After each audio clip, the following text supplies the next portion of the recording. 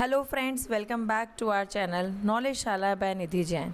Friends, आप लोग videos देख रहे हैं तो प्लीज़ चैनल को सब्सक्राइब कीजिए, क्योंकि थोड़ा मोटिवेशन मुझे भी चाहिए।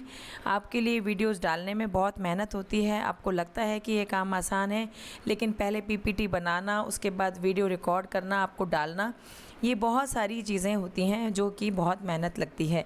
ठीक है, टीचिंग की पूरी यूनिट मैंने कवर करवा दी है, सारी इंपॉर्टेंट टॉपिक्स कवर करवा दी हैं। अगर आपने नहीं देखे हैं तो प्लीज़ उसे देख लीजिएगा। आज हम करेंगे रिसर्च। मैंने अपना जेआरएफ और मैनेजमेंट में, कॉमर्स में नेट जेआरएफ निकाल रखा है, तो मुझे लगता है कि मैं आपको बहुत अच्छे से गाइड कर सकती हूँ। चैनल पर अगर आप पहली बार आए हैं तो प्लीज़ चैनल को सब्सक्राइब कीजिए। नॉलेजशाला बाय निधि जैन आप ही का चैनल है जो आपको गाइड करता है net JRF paper 1, commerce, management and labour welfare से रिलेटेड सारी वीडियो मैं इसमें डालने वाली हूँ। तो अगर आपने नहीं सब्सक्राइब किया है तो आप सब्सक्राइब कर लीजिए, अपने दोस्तों के साथ शेयर कीजिए। नॉलेजशाला बाय निधि जैन के नाम से ही हमारा टेलीग्राम चैनल है, उसे भी आप ज्वाइन कर लीजिए। वहाँ पे आपको सारे अपडेट्स मिलते रहते हैं। फ्रेंड्स, अगर आप में से कुछ बच्चे ऐसे हैं जो, वैसे तो सभी लोग पढ़ाई में लग गए होंगे, पर अगर आप में से कुछ बच्चे ऐसे हैं जिन्होंने पढ़ाई स्टार्ट नहीं की है तो आज स्टार्ट कर दीजिए। आज बहुत अच्छा दिन है, बुद्ध पूर्णिमा है। आप सबको बुद्ध पूर्णिमा की बहुत बहुत बधाई। इसीलिए मैंने सोचा कि आज रिसर्च स्टार्ट कर देते हैं। रिसर्च में मुझे लगता है कि मेरा बहुत अच्छा कमांड है, क्योंकि मैंने खुद का अपना जेआरएफ मैनेजमेंट में निकाल रखा है, कॉमर्स में भी नेट निकाल रखा है, और मैं अभी अपनी पीएचडी परस्यू कर रही हूँ। मैं पीएचडी कर रही हूँ, मैनेजमेंट में कर रही हूँ। ठीक है, तो मैं आपको रिसर्च से रिलेटेड बहुत अच्छी गाइडेंस प्रोवाइड कर सकती हूँ। ठीक है, तो पर आप थोड़ा मोटिवेशन आप भी मुझे दीजिए। वीडियो को लाइक कीजिए, शेयर कीजिए, चैनल को सब्सक्राइब कीजिए, जिससे मुझे भी मोटिवेशन मिले। मुझे एटलीस्ट ये लगे कि कोई मेरी वीडियो को देखेगा, तभी तो मैं डालूँगी। ठीक है, रिसर्च स्टार्ट करते हैं, चलिए। और एक और बात फ्रेंड्स, अगर आप में से कुछ लोगों ने चैनल पर वो वीडियो नहीं देखी है, can I clear my JRF in 1 month, तो प्लीज़ उसको देख लीजिएगा। उस वीडियो में कोई ऐसी बात नहीं है जो आपसे रिलेटेड नहीं हो। उसमें एक रियल गाइडेंस मैंने आपको दी है जो आपको एग्ज़ाम क्लियर करने में बहुत हेल्प करेगी। मेरा यकीन मानिए दोस्तों, वो वीडियो आपको बहुत हेल्प करेगी। आपको एक ग्राउंड लेवल की गाइडेंस उसमें मिल जाएगी। कैसे स्टार्ट करना है, कैसे पढ़ना है, सब चीज़ें उसमें बताइए। ठीक है, अगर आप उस वीडियो को देखेंगे, लाइक करेंगे, शेयर करेंगे, तो मैं थोड़े दिन बाद, 10 दिन बाद एक वीडियो ऐसा बनाऊंगी जिसमें आपको ये बताऊंगी कि इतने सारे सिलेबस को सेलेक्टिवली कैसे पढ़ना है। ठीक है, और वैसे मेरे चैनल पे वीडियोस आई रही हैं। रिसर्च क्या होता है फ्रेंड्स? रिसर्च मीन्स होता है री प्लस सर्च। अब देखो फ्रेंड्स, ये बंदा रिसर्च कर रहा है, ऐसे करते हैं हम रिसर्च। पीएचडी कोई आसान काम नहीं है। अगर आप दिल से करते हैं और एक अच्छी पीएचडी करना चाहते हैं तो PhD is very tedious task, है ना। उसमें आपको बहुत मेहनत करनी पड़ती है। ठीक है, आपको टाइम का पता नहीं होता, आप दिन भर पढ़ते रहते हो। ये देखो, ग्रुप में स्टडी करते हो, एक एक चीज़ को इन डेप्थ आपको पढ़ना पड़ता है, इन डेप्थ आपको जानना पड़ता है, बिल्कुल माइक्रोस्कोप लेकर। ठीक है, लेकिन मेरी एक बात बताओ, रिसर्च में और डिस्कवरी में क्या फ़र्क है? और कमेंट कीजिए दोस्तों, जिससे मुझे पता चले कौन मेरी वीडियो देख रहा है। हम एक दूसरे को देख नहीं सकते तो एटलीस्ट मुझे कमेंट करके बताइए तो सही कि आप लोगों में से कौन कौन देख रहा है। डिस्कवरी में दोस्तों क्या होता है, आप बिल्कुल न्यू चीज़ निकालते हो, है ना। जैसे बल्ब का आविष्कार हुआ था, इन्वेंशन हुआ था, है ना। वास्को डी गामा ने खोज की थी। खोज क्या होता है, इन्वेंशन क्या होता है, जहाँ पे आप नई चीज़ लेके आते हो। लेकिन रिसर्च में हम लोग नई चीज़ नहीं लेते। रिसर्च हम क्या करते हैं, री मतलब अगेन, और सर्च मतलब फाइंड आउट। मतलब आप क्या करते हो, जो चीज़ हमारे पास अवेलेबल है उस चीज़ में से कुछ नया फाइंड आउट करते हैं।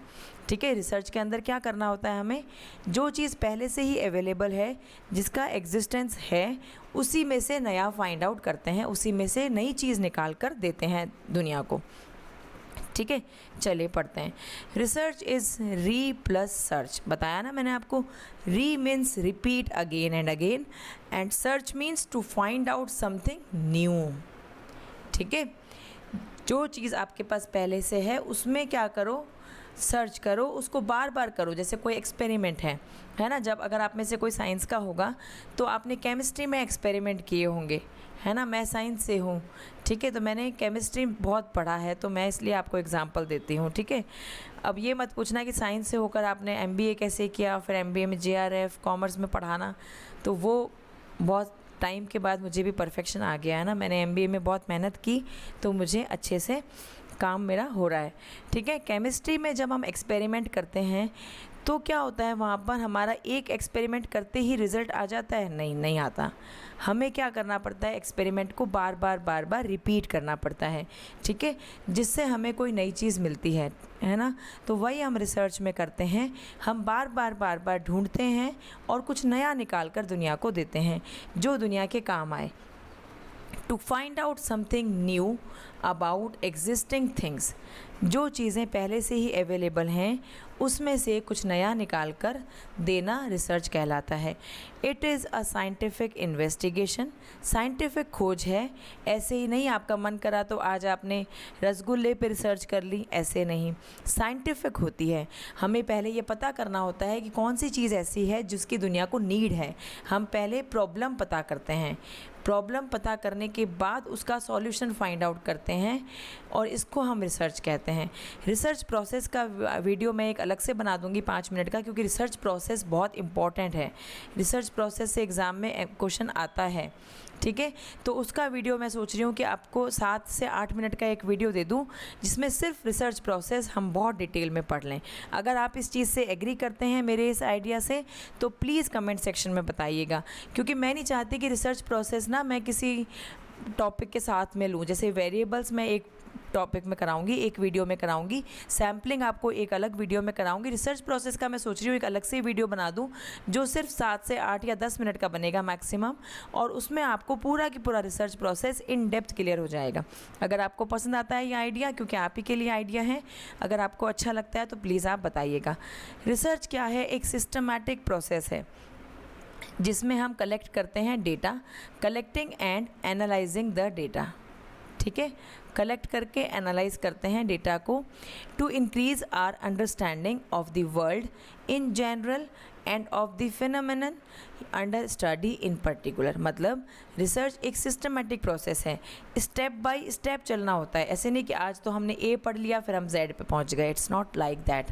रिसर्च में आपको स्टेप बाय स्टेप चलना पड़ता है, ठीक है। तो रिसर्च में पहले आप डेटा को कलेक्ट करते हो, फिर उसको एनालाइज करते हो, इंटरप्रेट करते हो, फिर सॉल्यूशन निकाल कर देते हो। तो उससे आपकी अंडरस्टैंडिंग दुनिया को लेकर क्या है जनरल सेंस में, या फिर एक पर्टिकुलर टॉपिक पे अगर आप कर रहे हो तो पर्टिकुलर टॉपिक में क्या अंडरस्टैंडिंग है वो आपकी इंक्रीज होती है। एक सिस्टमैटिक इन्वेस्टिगेशन होता है रिसर्च, जहाँ पे हम स्टडी मटेरियल्स, सोर्सेज को यूज़ करते हैं फैक्ट्स को इस्टेब्लिश करने में, फैक्ट्स को बनाने में, और उन फैक्ट्स की हेल्प से हम नए कंक्लूज़न पर पहुंचते हैं। Research is challenging the status quotient, status quotient को चैलेंज करने का भी एक तरीका है रिसर्च।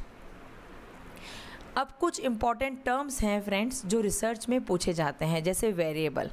वेरिएबल मैंने इस वीडियो में आपको कवर करवा देने हैं, ठीक है। वेरिएबल बहुत इंपॉर्टेंट टॉपिक है, वेरिएबल से एग्जाम में क्वेश्चन पूछा जाता है। तो types of research, research process हम नेक्स्ट वीडियोज़ में करेंगे। अभी हम करते हैं वेरिएबल, बिकॉज वेरिएबल के बिना, वेरिएबल समझे बिना आपको रिसर्च क्लियर नहीं होगी। वेरिएबल होता क्या है friends, variable something that varies, ठीक है। एक ऐसी चीज़ जो बदलती है, वेरी करती है। वो क्वांटिटी हो सकती है, किसी चीज़ की मात्रा हो सकती है, इंटेंसिटी हो सकती है, किसी चीज़ की गति हो सकती है, अमाउंट हो सकता है, और किसी का टाइप हो सकता है, प्रकार हो सकता है, ठीक है। वेरिएबल मतलब कोई चीज़ जो बदलती रहती है, जो कांस्टेंट है वो नहीं, जो वेरी करेगी वो वेरिएबल होता है। वेरिएबल इज़ एनीथिंग दैट में assume different numerical and categorical values.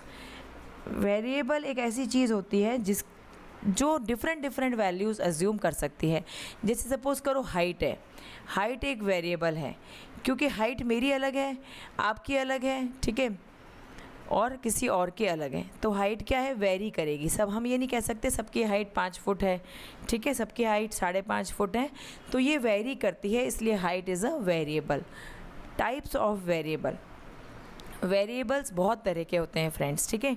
Independent variable, independent आपको भी इंडिपेंडेंट बनना है ना, एग्ज़ाम इसीलिए तो क्लियर करना है। इंडिपेंडेंट बनने के लिए तो पढ़ रहे हैं।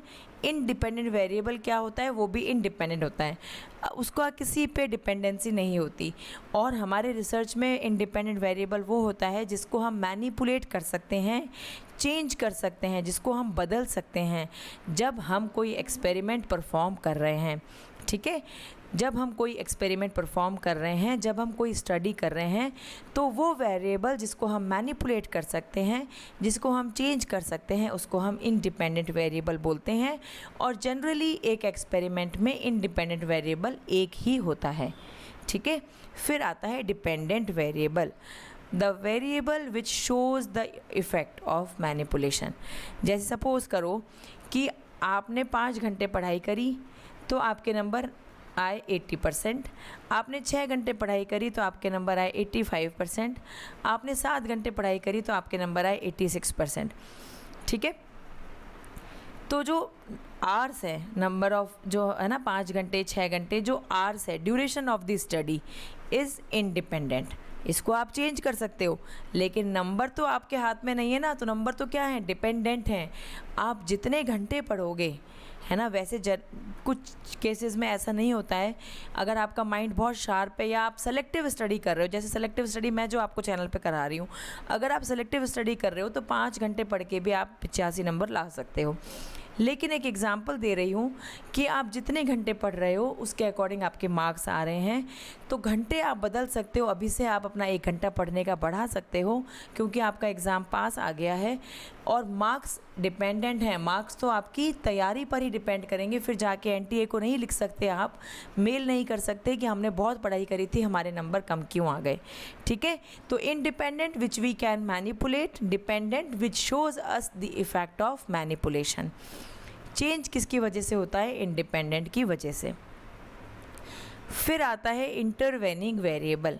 ये वो वेरिएबल है जो इंडिपेंडेंट और डिपेंडेंट के बीच में कहीं पर मिलता है।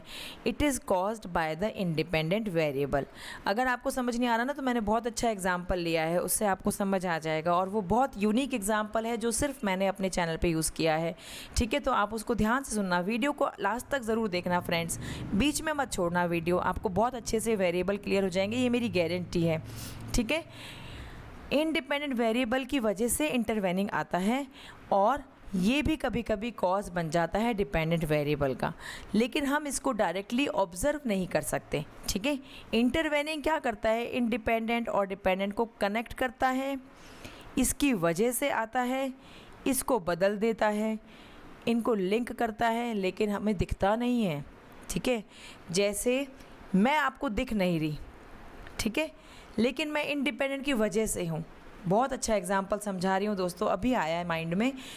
आप ही की वजह से मैं हूँ, इंडिपेंडेंट वेरिएबल हूँ मैं, लेकिन आपकी स्टडी को या आपके एग्जामिनेशन में आने वाले स्कोर को अफेक्ट ज़रूर कर दूँगी। अगर आप मेरे चैनल पे रेगुलरली बने रहते हैं तो आपके मार्क्स अफेक्ट होंगे, ठीक है। पर मेरा एग्जिस्टेंस आपकी वजह से है, लेकिन मैं आपके लिए ऑब्जर्वेबल नहीं हूँ, मैं आपको दिख तो रही नहीं हूँ ना, ऐसे। ये होता है इंडिपेंडेंट। फिर आता है मॉडरेटिंग वेरिएबल। मॉडरेटिंग वेरिएबल क्या होता है, जिसको हम मॉडिफाई कर सकते हैं। और ये क्या मॉडिफाई करता है, इंडिपेंडेंट और डिपेंडेंट के बीच का जो रिलेशन होता है उसको मॉडिफाई कर देता है। अब ये देखो, अब आपको मज़ा आ जाएगा। इतना अच्छा एग्जाम्पल आपके लिए रात को बैठ के सोच के बनाया है, बहुत मेहनत से बनाया है। आज की वीडियो में तो कमेंट करना बनता है दोस्तों, और प्लीज़ शेयर कीजिए वीडियो को, चैनल को सब्सक्राइब कीजिए, ठीक है। देखो, इंडिपेंडेंट वेरिएबल सपोज करते हैं आपका हार्ड वर्क है ना। इंडिपेंडेंट है आपका हार्ड वर्क, किसी के ऊपर डिपेंड नहीं है, आपकी मेहनत सिर्फ आपकी है। मैंने आपको can I clear my JRF in 1 month वाली वीडियो में भी बताया था, आपके रिज़ल्ट के लिए सिर्फ आप रिस्पॉन्सिबल हैं। जिस दिन आपको ये बात समझ में आ जाएगी ना दोस्तों, उस दिन आपकी ज़िंदगी बदल जाएगी, ठीक है। आप कभी ये मत कहिए मेरे पापा की वजह से नहीं हुआ, मेरी मम्मी की वजह से नहीं हुआ। सिर्फ आप ही की वजह से एग्ज़ाम क्लियर होता है, और सिर्फ आप ही की वजह से एग्ज़ाम क्लियर नहीं होता, ठीक है। इंडिपेंडेंट वेरिएबल है हार्ड वर्क। आप जितनी मेहनत करोगे, जितना घी डालोगे ना, उतना ही हलवा अच्छा बनेगा, ठीक है। जितना हार्ड वर्क करोगे उतना ही अच्छा आपका रिज़ल्ट आएगा।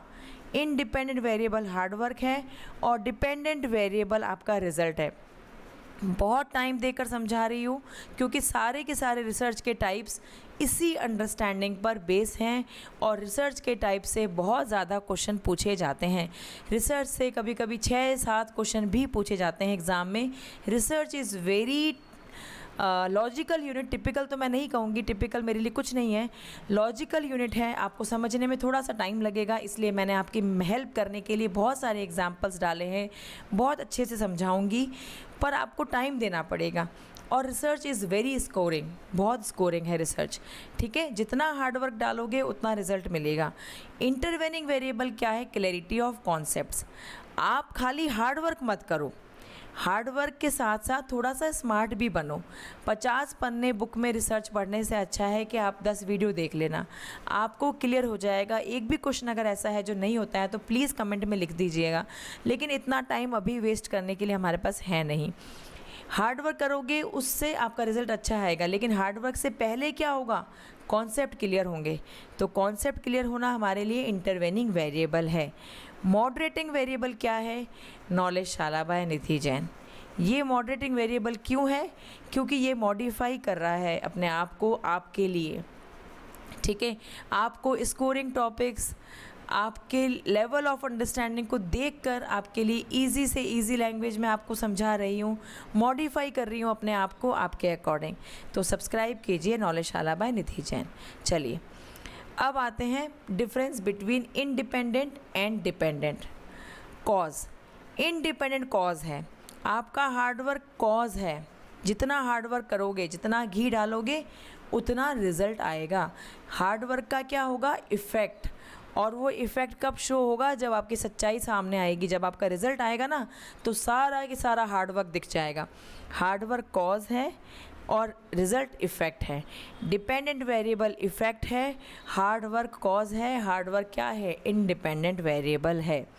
इंडिपेंडेंट को मैनिपुलेट कर सकते हैं, इफ़ेक्ट वाले को, डिपेंडेंट को सिर्फ मेज़र कर सकते हैं। अगर आपका एग्ज़ाम क्लियर हो जाता है तो आपको सब कहेंगे मेहनत की होगी बच्चे ने तभी क्लियर हुआ है, ठीक है। सिर्फ मेज़र कर सकते हैं, अब उसको बदल नहीं सकते, रिज़ल्ट को बदल नहीं सकते।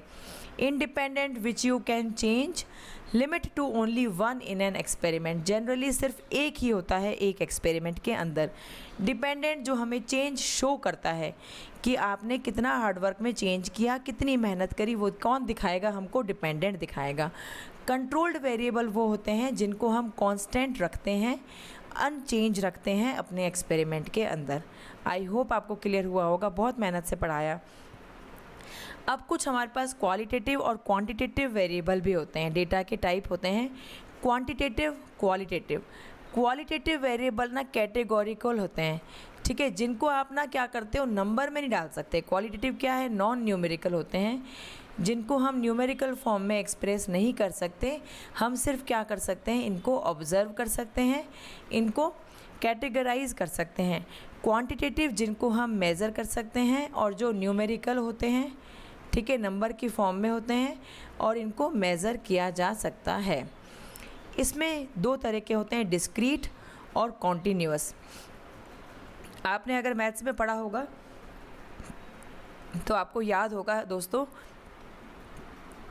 डिस्क्रीट वेरिएबल्स वो होते हैं जो होल नंबर्स होते हैं हमारे पास, जैसे 1, 2, 3, ये क्या हैं? होल नंबर्स हैं, तो ये डिस्क्रीट वेरिएबल्स हैं। कंटिन्यूअस जैसे हमारी हाइट 5.5, हमारा वेट 45.5, ठीक है, ये क्या है? ये कॉन्टिन्यूअस वेरिएबल्स हैं क्योंकि ये पॉइंट्स में भी आपके पास होते हैं। डिस्क्रीट में बाइनरी, नॉमिनल, ऑर्डिनल आते हैं। कॉन्टिन्यूअस में इंटरवल या फिर रेशो वाले वेरिएबल्स आते हैं। ये भी मैं आपको करवाऊंगी, ठीक है, लेवल्स ऑफ मेजरमेंट करवाऊंगी तब आपको ये बताऊंगी। और बाइनरी हम बहुत अच्छे से पढ़ेंगे आईसीटी वाली यूनिट में, ठीक है। ये देखो, ये रहा नॉमिनल, ऑर्डिनल, इंटरवल और रेशो, ठीक है, बहुत अच्छे से यहाँ पे आपको समझाया हुआ है। देखो, नॉमिनल जो होता है ना, वो सिर्फ कैटेगरी को रिप्रेजेंट करता है, ना तो कोई ऑर्डर होता है, ना कोई इंटरवल होता है, ना ज़ीरो होता है। सिर्फ कैटेगरी होती है, जैसे मैरिटल स्टेटस, आप मैरिड हो या अनमैरिड हो, सेक्स मेल है या फीमेल है, जेंडर मेल है या फीमेल है, एथनिसिटी आप क्या हो, इंडियन हो या आप क्या हो, अमेरिकन हो, ठीक है, कौन से कल्चर को बिलोंग करते हो। इसमें कोई इंटरवल नहीं है कि भाई हम 5.5 इंडियन हैं, 5.5 हम अमेरिकन हैं, कोई ऑर्डर नहीं है कि हम कितने रैंक तक इंडियन हैं, कोई ज़ीरो नहीं है, ठीक है, मैथमेटिकल ऑपरेशंस इसमें नहीं हो सकते। फिर आता है ऑर्डिनल, ऑर्डिनल में भी ज़ीरो नहीं होता, इंटरवल नहीं होते, लेकिन एक ऑर्डर होता है, ठीक है, एक रैंक होती है, first rank, second rank, third rank, fourth rank. अगर मैं बोल रही हूँ कि मैं फिफ्थ आई हूँ, इसका मतलब मैं फिफ्थ नंबर पर हूँ, मुझसे 4 बच्चे आगे हैं। एक ऑर्डर होता है और कैटेगरी होती है, ठीक है।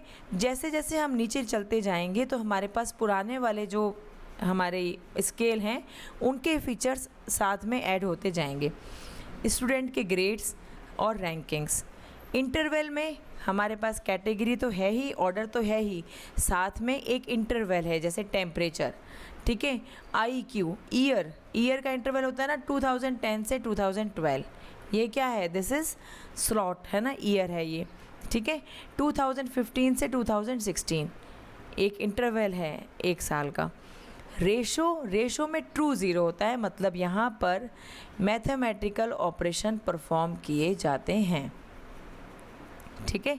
जैसे आपका एज हो गया, हाइट हो गया, वेट हो गया। एज आपकी जैसे सपोज़ करो कि आप 15 साल के हो तो फिक्स 15 के तो सिर्फ बर्थडे वाले दिन हो, 6 महीने बाद 15.5, हाइट 5.5, वेट 45.5, ये क्या हैं, सारे के सारे हमारे रेशो के अंदर आते हैं। लेवल्स ऑफ मेज़रमेंट देखो, एक बार और एक स्लाइड और डाल दी है। आई कलर, आँखें कैसी हैं, ब्लैक हैं कि ब्राउन हैं, किसी का नाम है ना, ठीक है। लेवल ऑफ सेटिस्फैक्शन, ऑर्डर है, मैं 50% सेटिस्फाई हूँ। नेचुरल ऑर्डर होता है, ठीक है। इंटरवल, टेम्परेचर जहाँ पे एक इंटरवल होता है, इक्वल इंटरवल होता है वेरिएबल्स के बीच में, और रेशो जहाँ पर ट्रू ज़ीरो होता है और कैलकुलेट कर सकते हैं, मैथमेटिकल ऑपरेशंस परफॉर्म कर सकते हैं। अब देखो, आप पता नहीं डायरी बनाओ नहीं बनाओ, तो मैंने यहीं पे आपके लिए एक छोटा सा स्टिकी नोट बना दिया। 1940 के अंदर स्टेनले स्मिथ स्टीवंस, ठीक है, स्टेनले स्मिथ स्टीवंस, इन्होंने हमें दिए थे ये लेवल्स ऑफ मेज़रमेंट, जो 4 लेवल्स ऑफ मेज़रमेंट पढ़ रहे हैं ना हम, ये हमें किसने दिए थे, स्टेनले स्मिथ स्टीवंस ने दिए थे। और 100% हर एग्ज़ाम में इसका एक क्वेश्चन पूछा जा रहा है, आप चाहें तो पेपर उठा के देख लेना, NTA इससे क्वेश्चन पूछता ही पूछता है। अब देखिए आउटकम और प्रेडिक्टर वेरिएबल। प्रेडिक्टर बस एक बोलने का तरीका अलग है दोस्तों। प्रेडिक्टर जो प्रेडिक्ट कर रहा है, जो आपको चीज़ें एक्सप्लेन कर रहा है, जो इंडिपेंडेंट है, ठीक है, जिसको हम मैनिपुलेट कर सकते हैं। आउटकम जो हमें रिजल्ट दिखा रहा है, ठीक है, इफ़ेक्ट क्या कर रहा है, शो कर रहा है, तो वो हमारा कौन सा है, डिपेंडेंट वेरिएबल है, जो हमें रिस्पॉन्स दे रहा है, ठीक है। कमेंट में बताइएगा इंडिपेंडेंट डिपेंडेंट क्लियर हुआ कि नहीं हुआ, ये एग्जाम्पल बताना, नहीं तो आगे से बंद कर दूँगी एग्जाम्पल देने। एक्सप्लेनेटरी वेरिएबल्स और रिस्पॉन्स वेरिएबल्स। एक्सप्लेनेटरी जिसको हम चेंज कर सकते हैं, जो हमारा इंडिपेंडेंट वेरिएबल है। रिस्पॉन्स वेरिएबल डिपेंडेंट है, जिस पे हम इफ़ेक्ट ऑब्ज़र्व करते हैं, ठीक है। एक्स्ट्रानियस एंड कन्फाउंडिंग। अब एक्स्ट्रानियस और कन्फाउंडिंग वेरिएबल्स आप ध्यान से सुनना दोस्तों। एक्स्ट्रानियस वेरिएबल वो होता है जिसके पास पोटेंशियल होता है, जो डिपेंडेंट को इन्फ्लुएंस कर देता है एक एक्सपेरिमेंट के अंदर, और रिज़ल्ट बायस हो जाते हैं। कन्फाउंडिंग वो होता है जो नेगेटिव है, ऐसे ध्यान रखना, कन्फाउंडिंग एक नेगेटिव होता है जो अनवांटेड इफ़ेक्ट डालता है डिपेंडेंट पे। एक्स्ट्रानियस भी डिपेंडेंट पे इफ़ेक्ट डालता है, रिज़ल्ट को बायस करता है, लेकिन एक्स्ट्रानियस क्या होता है, पॉजिटिव होता है, होता बाहर का ही है, बीच का ही आदमी होता है, लेकिन अच्छी सलाह देने वाला होता है। लेकिन कन्फाउंडिंग ऐसा होता है जो अनवांटेड इफ़ेक्ट डाल देता है डिपेंडेंट वेरिएबल पर और हमारे रिज़ल्ट को बायस कर देता है। ये या तो इंडिपेंडेंट वेरिएबल से कॉज करता है, मतलब उसकी वजह से आता है, या कन्फाउंडिंग की वजह से आता है। जैसे हमने जो एग्जाम्पल लिया था हार्डवर्क वाला, ठीक है, तो हार्ड वर्क आपका इंडिपेंडेंट है, जिसकी वजह से आपका रिज़ल्ट अच्छा आएगा, जो रिज़ल्ट क्या है, डिपेंडेंट है। अब एक्सट्रानियस वेरिएबल कौन सा है? Learning environment. आपको घर में बहुत अच्छा एनवायरनमेंट मिल रहा है, ठीक है, तो ये पॉजिटिव है। बहुत अच्छा एनवायरनमेंट मिल रहा है, सब ने कह दिया कुछ काम नहीं करना है, सिर्फ 1 महीना पढ़ना है, एग्ज़ाम निकालना है, तो ये एक्सट्रानियस वेरिएबल है क्योंकि ये पॉजिटिव है हमारे लिए। कंफाउंडिंग वेरिएबल कौन सा है? कि आपने मम्मा को बोला मैं यूट्यूब पर नॉलेजशाला बाय निधि जैन जाकर देख रहा हूँ, मैडम ने 4 वीडियोस डाल दी हैं, मुझे कवर करने हैं, लेकिन आपने क्या किया? मम्मा के साथ चीटिंग किया। आपने यूट्यूब पर नॉलेजशाला बाय निधि जैन को नहीं देखा, आपने क्या किया? उस पर कोई मूवी देख ली, ठीक है, तो मूवी देखना तो कंफाउंडिंग वेरिएबल है, बहुत नेगेटिव है, करना मत ऐसा, ठीक है। आज बुद्ध पूर्णिमा है, आज शपथ ले लेना, अब बिल्कुल 1 महीना सिर्फ और सिर्फ पढ़ाई करेंगे। कंट्रोल ग्रुप जिसको आप चेंज नहीं करते हो, एक्सपेरिमेंटल ग्रुप सारी कंडीशंस इस पे रखते हो और सारी कंडीशन कांस्टेंट रखते हो, बस टेस्ट जिसको कर रहे हो उसी को टेस्ट। एक्सपेरिमेंटल ग्रुप जिसको हम टेस्ट करते हैं, ठीक है, ये हम आने वाली वीडियो में एक बार वापस से करेंगे, जब हम एक्सपेरिमेंटल रिसर्च पढ़ेंगे तब मैं आपको बहुत डिटेल से करवाऊंगी। कंट्रोल जिनको हम सेम रखेंगे, चेंज नहीं करेंगे। एक्सपेरिमेंटल ग्रुप वेरिएबल कंटेन करता है, कंट्रोल ग्रुप वेरिएबल नहीं करता, क्योंकि मैंने तो पहली स्लाइड में बताया था variable means that varies, something that varies is variable, और जो कंट्रोल ग्रुप है जो चेंज नहीं हो रहा वो तो वेरिएबल हो ही नहीं सकता। नॉलेजशाला बाय निधि जैन को प्लीज़ सब्सक्राइब कर लीजिएगा। जो बच्चे जेन्युइनली पढ़ रहे हैं, आपके सीनियर्स, जूनियर्स, फ्रेंड्स, कलीग्स जो जेन्युइनली तैयारी कर रहे हैं, उनके साथ नॉलेजशाला बाय निधि जैन को शेयर कीजिए, उनसे सब्सक्राइब करवाइए और टेलीग्राम चैनल को भी ज्वाइन करिए, वहाँ पे मैं आपको अपडेट करती रहती हूँ।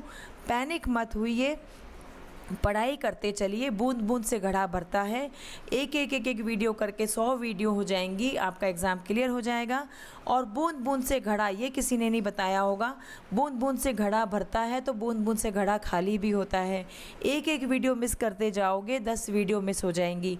अगर आपने वो वीडियो नहीं देखा है, can I clear my JRF in 1 month, तो उसको प्लीज़ देख लीजिए, वहाँ से आपको एक ग्राउंड लेवल की गाइडेंस मिल जाएगी, ठीक है, जिससे आपको ये आने वाला 1 महीना यूटिलाइज़ करने में बहुत हेल्प मिलेगी।